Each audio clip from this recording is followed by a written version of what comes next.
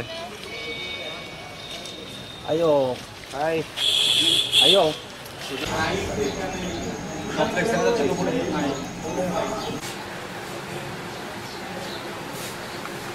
কিন্তু এই ম্যাটারটা হয়তো পুলিশের কাছ থেকেও একটু অজানা কাজ করেন। উনি অনেকবার হেল্প চেয়েছেন কৈলাসহর পিএস থেকে।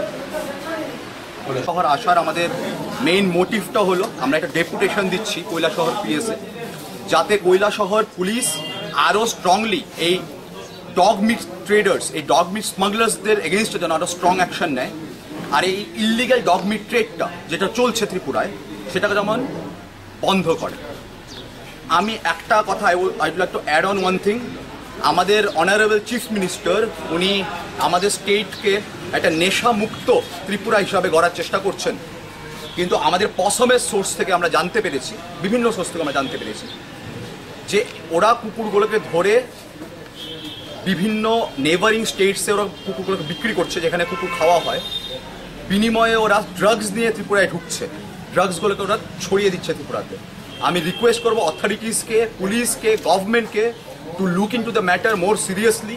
This is another way how drugs R entering our state. This is a alarming situation which we are facing here in Tripura. সেটা আমাদের গভর্নমেন্টের বোঝা উচিত। আর এসব যে ডগ স্মাগলার আছে, এটা আমাদের অবজেক্টিভ আছে।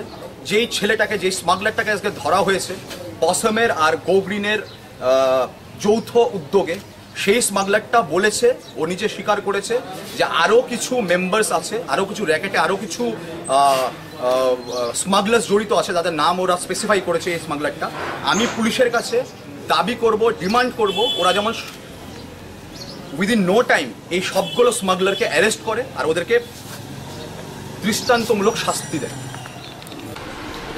এটা NGO dog save dog meet এরকম একটা এনজিও আছে। এনজিওটার নাম হলো go green and helps to animals. হ্যাঁ, তাদের কমপ্লেন অনুসারে আমরা গত 20 তারিখে একটা কেস নিয়েছি, কেস 379 একটা কেস নিয়েছি, এবং সঙ্গে অ্যানিম্যাল ক্রুয়েলটি একটা আছে। সেই এফআইআর মূলে আমরা একজনকে অ্যারেস্ট করেছি এবং কোর্টে ফরওয়ার্ড করেছি। পরের দিন ওই আসামির ইন্টারোগেশনের পরে আমরা আরেকজনকে অ্যারেস্ট করেছি, 2 জন অ্যারেস্ট হয়েছে এই কেসে। কেস নাম্বারটা হলো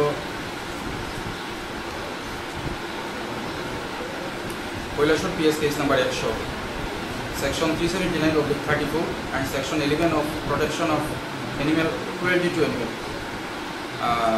2 জন আসামি হলো লাওসেন জার্মান ইয়াং আর চন্দিরাম ইয়াং। এই 2 জন বর্তমানে জুডিশিয়াল কাস্টডিতে আছে।